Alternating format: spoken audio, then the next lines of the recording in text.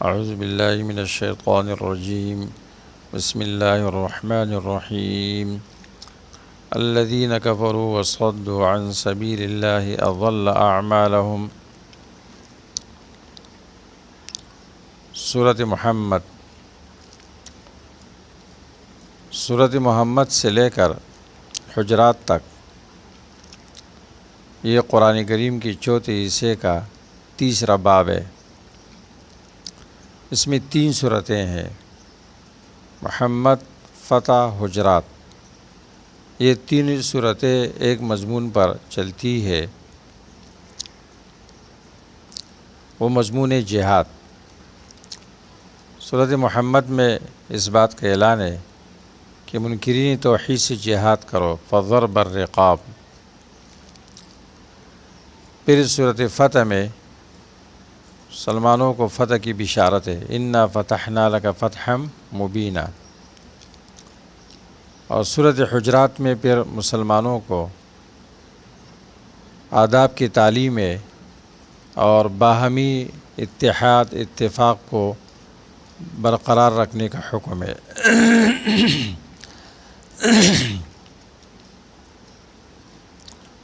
سورۃ محمد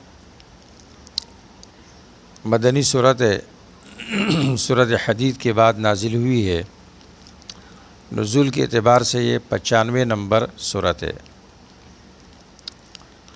یہ صورت 2 ناموں سے موسوم ہے۔ پہلا نام ہے سورۃ محمد اور دوسرا نام ہے سورۃ القتال۔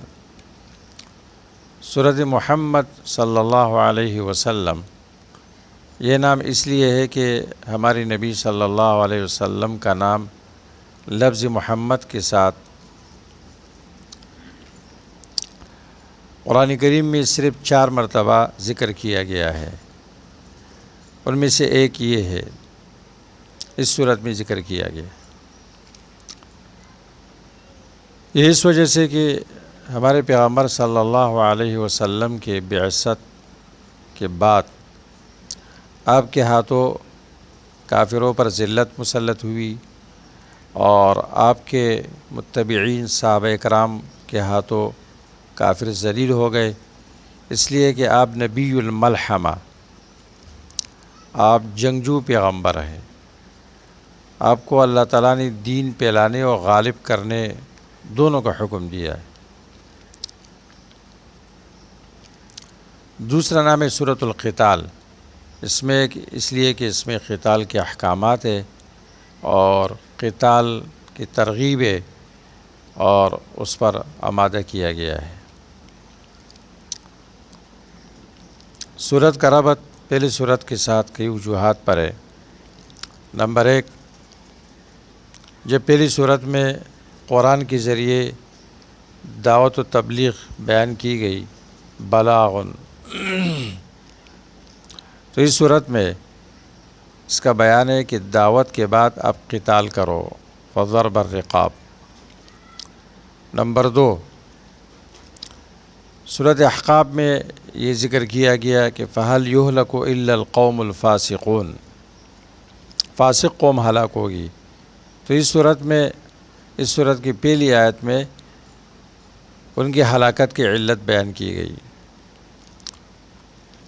کہ وہ خود بھی انہوں نے کفر کیا، اور ان الذین کفروا وصدوا عن سبیل اللہ، کفر کیا، خود بھی دین سے روک گئے اور لوگوں کو بھی روکا، نہ خود آتے ہیں اور نہ دوسروں کو موقع دیتے ہیں۔ صدو لازم متعدی دونوں استعمال ہوتا ہے، خود بھی نہیں آتے، دوسروں کو بھی روکتے ہیں، اس لیے ان کے ساتھ قتال کرو۔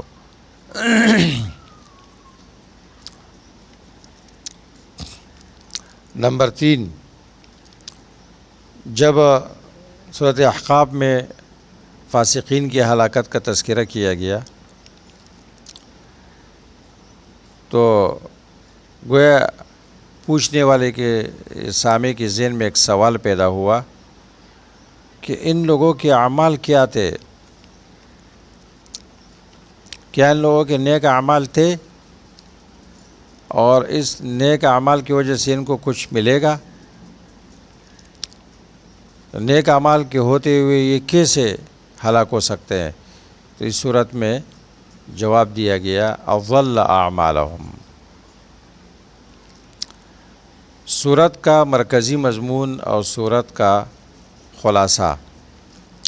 مرکزی مضمون ہے قتال فی سبیل اللہ کا حکم، اللہ کے راستے میں جہاد کرو، فضرب الرقاب 4 نمبر آیت میں 18 صفات ذکر کیے گئے کفار کے، اور وہ صفات علل قتال ہے، ان کے ساتھ قتال اس لیے کرو کہ یہ ان کی اوصاف ہے۔ 18 صفات مسلمانوں کے ذکر کیے گئے، ایمان والوں کے، اور اس کے ذریعے ان کو قتال، کفار کے ساتھ قتال پر آمادہ کیا گیا ہے۔ اور 18 صفات منافقین کے بیان کیے گئے بطور زجر کے کہ وہ جہاد سے پس و پیش کرتے ہیں، جہاد کے موقع پر وہ آگے نہیں آتے ہیں۔ مسئلہ توحید بیان کیا گیا ہے آیت نمبر 19 میں کہ یہ مقصد قتال ہے۔ قتال کا مقصد کیا ہے؟ توحید اور رد شرک، لا الہ الا اللہ کے مسئلے کی وجہ سے یہ قتال کیا گیا ہے۔ اور فاعلم انہ لا الہ الا اللہ واستغفر لذنبک، اور سورت میں شرک فی العلم کو رد کیا گیا ہے آیت نمبر 26 میں۔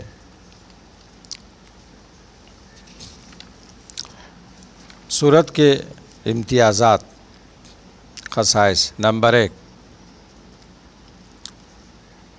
اس صورت میں تقابل ہے 3 قسم کے لوگوں کے اوصاف کے درمیان، مومنین، مشرکین اور منافقین کے اوصاف کا تقابل ہے۔ نمبر 2، قتال کے لیے بہت سارے علتیں بیان کی گئی ہے اس میں۔ نمبر 3، اس صورت میں نبی صلی اللہ علیہ وسلم کا نام ذکر کیا گیا ہے اور آپ کی اطاعت کی طرف ترغیب دی گئی ہے۔ نمبر 4، اس میں قتال کی تشجیع علی القتال کیا گیا ہے، مسلمانوں کو حوصلہ دیا گیا ہے، جنگ کرو کافروں کے ساتھ، اور کمزوری اور مداہنت سے ڈرایا گیا ہے۔ فلا تہینوا وتدعوا الی السلم، کمزور مت بنو، صلح مذاکرات کی پیشکش مت کرو، وانتم الاعلون، بلندی تمہاری ہے۔ اور نمبر 5، اس میں توحید کے علم کی فرضیت کا بیان ہے، فاعلم انہ لا الہ الا اللہ، آپ جان لو، یہ علم حاصل کرو تو کہ اللہ کے علاوہ کوئی الہ نہیں ہے۔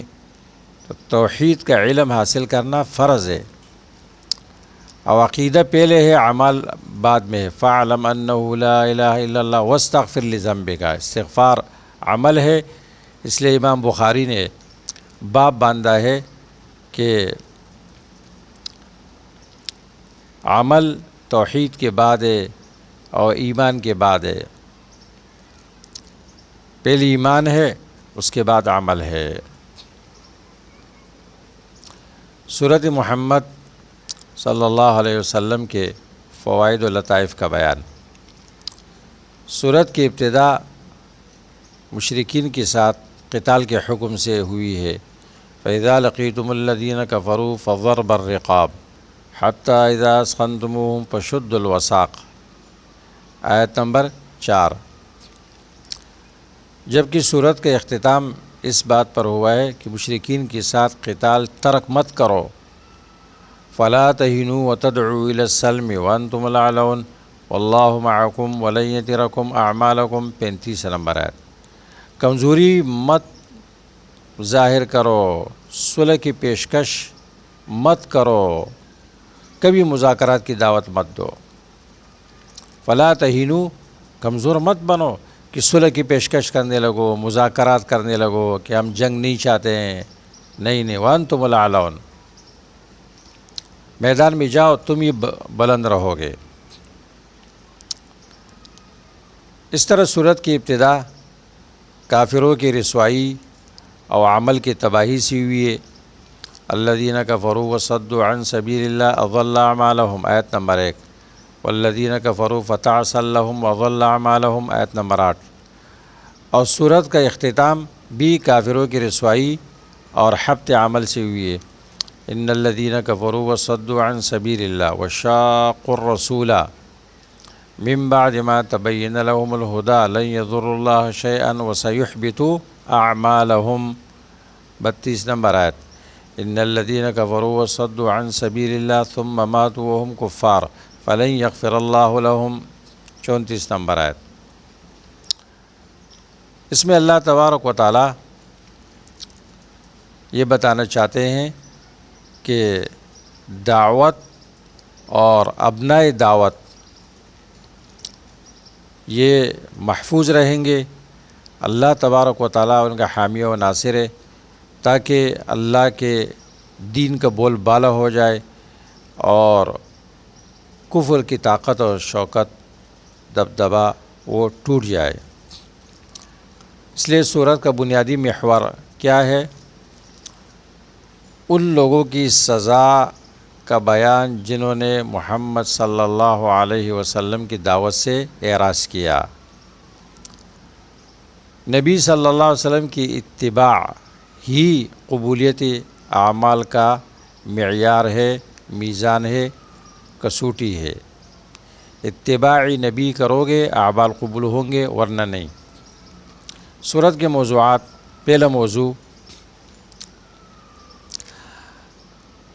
اللہ تعالیٰ نے کفار کے عقوبات اور ان کے رسوائیوں کی مختلف صورتیں اور نمونے پیش کیے ہیں۔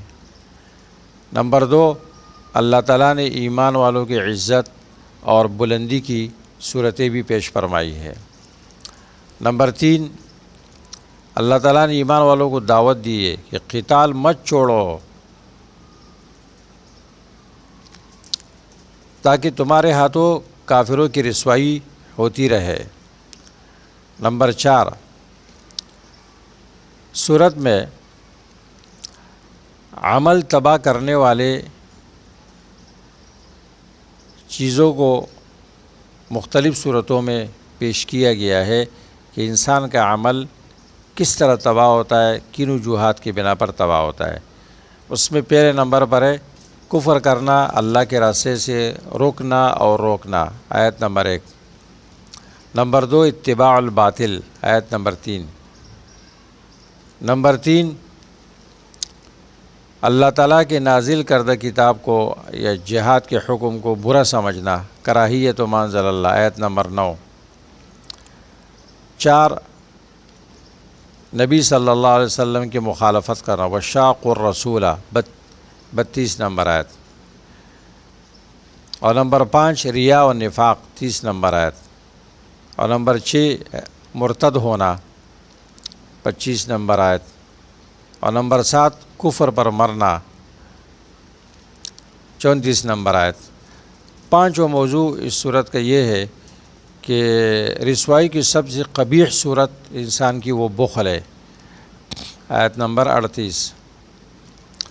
اس طرح صورت کے آیت نمبر 22 اور آیت نمبر 23 سے یہ بات معلوم ہوتی ہے کہ قطع رحمی یہ کبیرہ گناہوں میں سے ہے اور یہ اللہ کی لعنت کو واجب کرتا ہے۔ آیت نمبر 24 سے یہ بات معلوم ہوتی ہے کہ انسان کے فہم اور تدبر کا مرکز دل ہے، سر کے اندر دماغ نہیں ہے۔ جیسے کہ بہت سارے لوگ یہ سمجھتے ہیں کہ دماغ سے انسان تدبر کرتا ہے۔ قرآن کریم میں اس کے بہت ساری شواہد ہے۔ اور 24 نمبر آیت میں اللہ نے یہ بیان کیا ہے، افلا یتدبرون القرآن ام علی قلوب اقفالها، کیا یہ لوگ اللہ کے قرآن میں غور و فکر نہیں کرتے ہیں یا ان کی دلوں پر تالے لگے ہوئے ہیں؟ تو یہ نہیں فرمایا کہ یا ان کے ذہنوں پر تالے لگے ہوئے ہیں، اس لیے کہ تدبر دل سے ہوتا ہے، دماغ سے نہیں ہوتا ہے۔ 6 نمبر آیت میں اس بات کا بیان ہے کہ قیامت کے دن جنتی جنت میں اپنے گھروں کو ایسے پہچانیں گے جیسے دنیا میں اپنے گھروں کو پہچانتے ہیں. عرفہا لہم. نبی صلی اللہ علیہ وسلم مکے میں 13 سال تک توحید کی دعوت دیتے رہے. یہ صورت مدنی ہے کہ ہجرت کے بعد بھی اللہ تعالیٰ آپ کو اس صورت میں توحید یاد دلا رہے ہیں. 19 نمبر آیت میں فَاعْلَمْ أَنَّهُ لَا إِلَٰهَ إِلَّا اللَّهُ وَاسْتَغْفِرْ لِذَنبِكَ. یہ اس وجہ سے کہ توحید کی بہت بڑی اہمیت ہے. ہر چیز سے پہلے توحید، سب سے پہلے توحید، اور توحید پر کوئی چیز مقدم نہیں کی جائے گی. یہ یاد دلا رہا ہے کہ آپ کی ہجرت اور کافروں کے ساتھ یہ قتال، یہ سب اس مسئلے کی وجہ سے، توحید کی وجہ سے ہے. لہٰذا مسئلے توحید پر کوئی سودا بازی، کوئی سمجھوتا اور کوئی لچک نہیں دکھایا جا سکتا ہے.